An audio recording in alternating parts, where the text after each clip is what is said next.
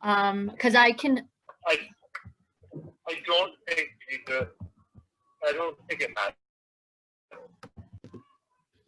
Sorry.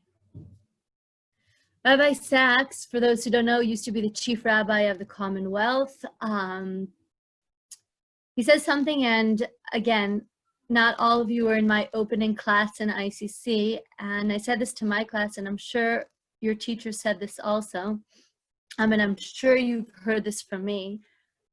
Look, we come to ICC, one of the core parts of our journey on TRY is ICC, is the Israel core class, not because we want to teach you history. The first class we told you that there's no such word in Hebrew called history, but what do we use? What's the Hebrew word for history? Memory. Yeah, which is in Hebrew? Zikaron. Zikaron, nachon, lizkor. Look, everything we do as a nation is remembering the generation that came before us and the generation that came before us and the generation that came before us. One of you wrote this in their essay, and I thought it was phenomenal. I won't embarrass you in front of everyone. But you wrote, a nation that doesn't remember its past is bound to relive it. I told you guys at the beginning, the first class, we told you a story about Napoleon. Napoleon walks into a synagogue on Tisha B'Av and sees the people crying and bawling and sitting there with ashes on their head. And he's looking, he says, what's going on? And what did the people answer? Do you guys remember? Anyone remember? What? Our temple was destroyed. Yeah, their temple was destroyed. The people are crying because their temple, he says, the temple, where, what, when, how could it be? Someone destroyed a temple that like Jews are crying and mourning, and I don't know about this. And they laugh and they say, oh, no. It wasn't here. It wasn't now. It was this is about 1,000-something years earlier, but it was back then in our history in Jerusalem. And Napoleon says to them, and I don't know if he actually said this, but we claim that he says, this is a nation that doesn't remember its past is a nation that won't last. But a nation that mourns and celebrates is a nation that's going to continue. Look, we started almost 5 months ago. When was it? We started on the 27th, 28th of January with Lech Lecha. Getting up and listening to your voice. Lech Lecha. Go for you. Go for you. What is that journey that you're looking for? How are you going to be that link in this chain of generations? And I said to you guys on the first day, and some of you heard me say this more, not on the first day, but later on, if I could have you leave ICC with 2 things, I'd have you leave with asking yourself, what does being a Jew mean to you today? After those 4 months of owning up and learning literally 4,800 years of history. Asking yourself, why are you the Jew, not the ish? And I know it's English. I know that's how you write it. That's how you say like Jew-ish. But it always makes me laugh when I think about it. Like, oh, no, I'm Jew-ish. No. Don't be the ish. Be the Jew. Because literally now we're the tree. We're the next generation. And it's literally in our hands. And so that's one thing I want you to leave. I hope you're leaving with. But not with an answer. And I really hope you're not leaving with an answer, but you're asking yourself, how am I that Jew today? How am I different from who I was 4 months ago? How am I different from who I was before I learned my history? How many more questions do I have? How much more complicated is it for me? How much more clear is it for me? And then the second thing is your relationship with Israel. Israel, you all know, means what? What does the word, you just heard it again by Rabbi Sachs, and you heard this the first few classes. What does the word Israel mean? Prevail. What? To wrestle with God and prevail. To wrestle. To ask questions, to challenge. Thank you. I'm going to pinpoint that. Each and every one of you now has your Israel. Unfortunately, you got to only tour part of it. You got to only see half of it. And I'm super excited for you to come back and take you all through the rest of Israel. Or you can take yourself, and I'll just recommend and tell you where to go. But you got to feel Israel. You got to feel the ground. You got to pick up the stones. You got to smell the air. You got to touch the dirt. You got to taste the oily food and literally feel the water of Israel. You got to be in Israel. And you got to, yes, you got to lick the rocks also. If you were in a class where your teacher picked up rocks and licked rocks. You really got to feel, you got to start asking yourself, what's your Israel? And look, I promise you that just like the name Israel means to struggle, you're going to struggle with it. You're going to struggle, and you're going to ask yourself, how is my relationship strong enough, not strong enough? Do I need a better relationship? Do I need to agree with this? Do I need to disagree with this? How do I stand up for? How do I stand against? What do I do? How do I, what is my Israel? And that's my challenge for you. That when you leave, you can, my second challenge, you're starting to add, and I know for the last 2 months you've been sitting at home and not here in Israel, but you've been learning, you've been enhancing, you've been challenging, you've been looking at all the aspects of Israel, at the good and at the challenges, at our success stories, and at the things that we look back at and we say, wow, we should have done it differently, and how are we changing, or this is our biggest challenge today as a society. And this is the biggest thing, the best thing that we do for the people around the world. The good and the bad. And now it's your turn to ask yourself, what's my Israel?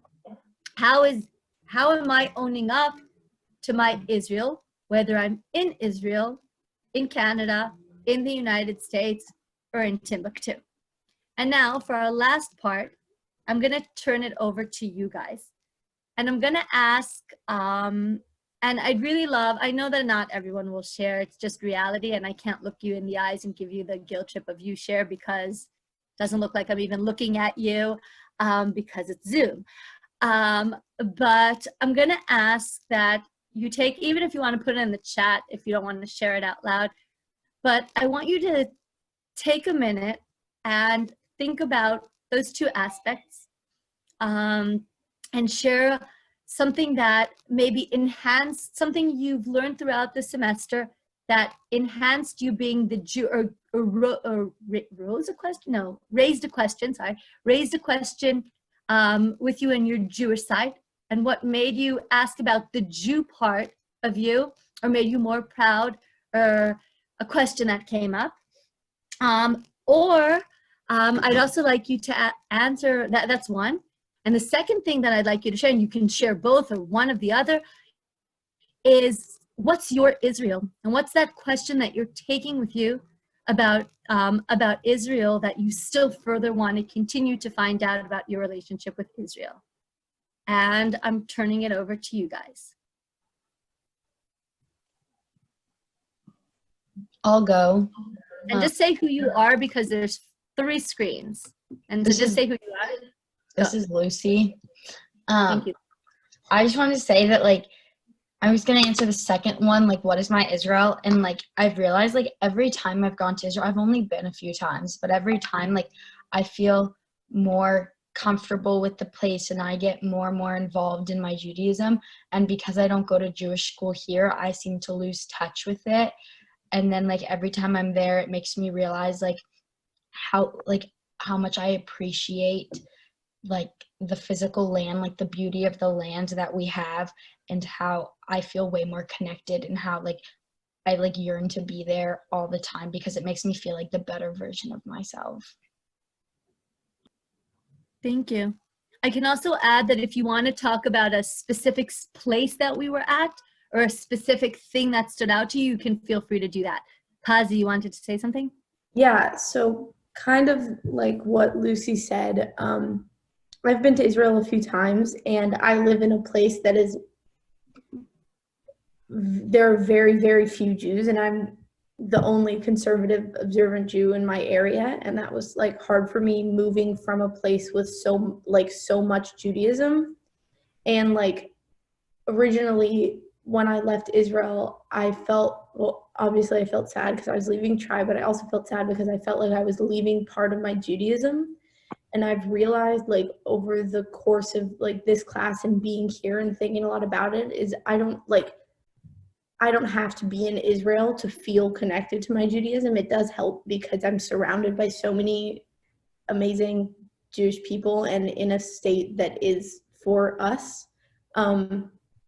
But I've realized that my Israel is wherever I am and wherever I feel comfortable and confident being Jewish. And I realize that can be anywhere now. And yeah. Thank you. It's Ruthie. So I kind of had a different experience. So I live in like a really Orthodox community, like not extreme, but like modern Orthodox.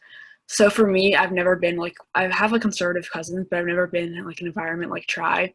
So I kind of like found like a balance between the two. I've always been kind of torn between like, I don't keep everything, but like I've like in school I learned like, you know, I have to keep everything. So I wasn't really sure where I stand with that. Because of Try and stuff, like I've realized like you can like I can still be like Orthodox, but like not keep everything, but like still feel that way. Because in Israel, like you feel more spiritual, more connected to the land. So I definitely feel more religious, even though I don't keep as much stuff. And I feel like you can't really get that sense of like balance anywhere else. Thank you. This is similar to what Ruthie said. This is Tamar, by the way. Just like I feel like growing up, Judaism was something that I practiced because my family did it.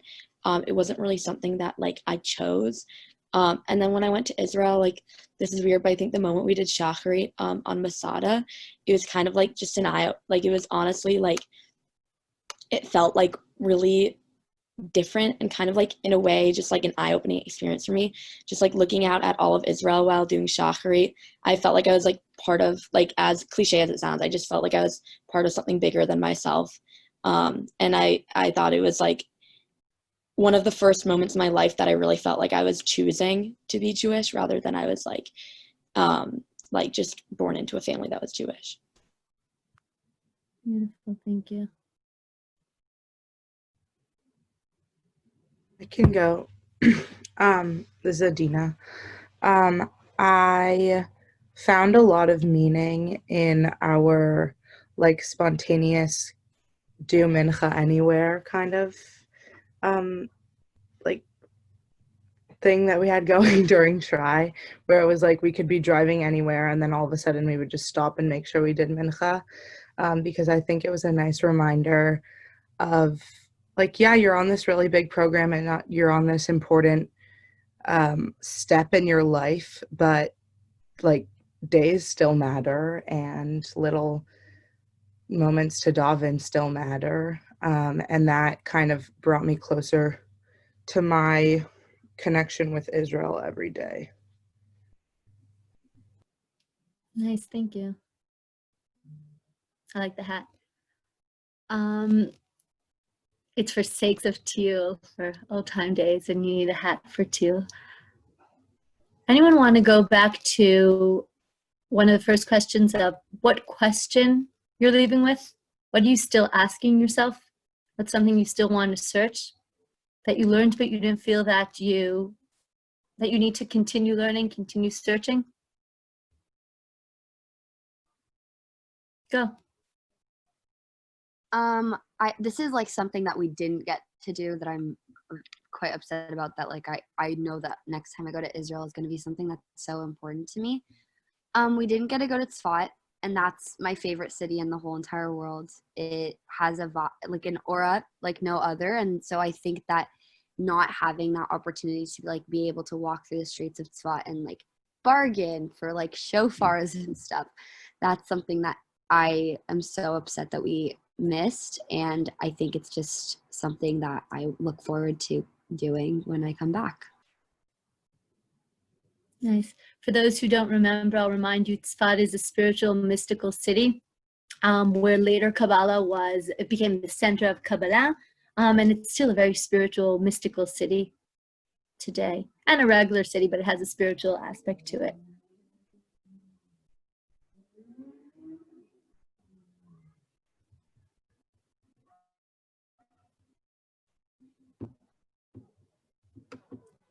Anybody want to share what their Israel is to them today? I can go.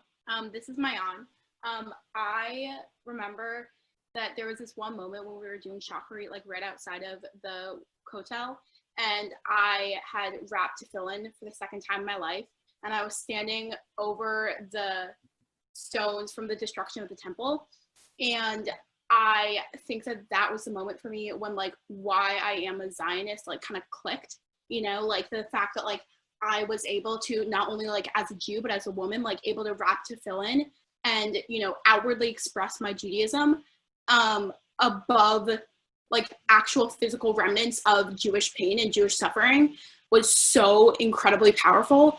And so I think that that was kind of when I like really realized like why I am a Zionist, like the fact that I was able to do that and able to have that moment was just so powerful. Thank you. Very nice.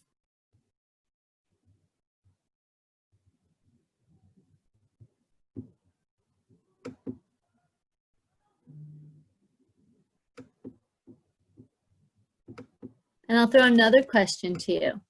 What now? You just spent 4 months learning about Jewish history. And I said history is not the word I like to use. You just spent 4 months, and I think I told you all this, but I'm going to tell you this again. Imagine, I definitely said this on one of the first weeks of ICC, so I know some of you here heard this, but Rabbi Sachs has this example. He says, imagine you went up to your bookcase, and you open the bookshelf, and you're looking for a book to read, and you pull out a book, and it has your name on it. And you're looking at like, whoa, that's my last name. That's cool. Open it.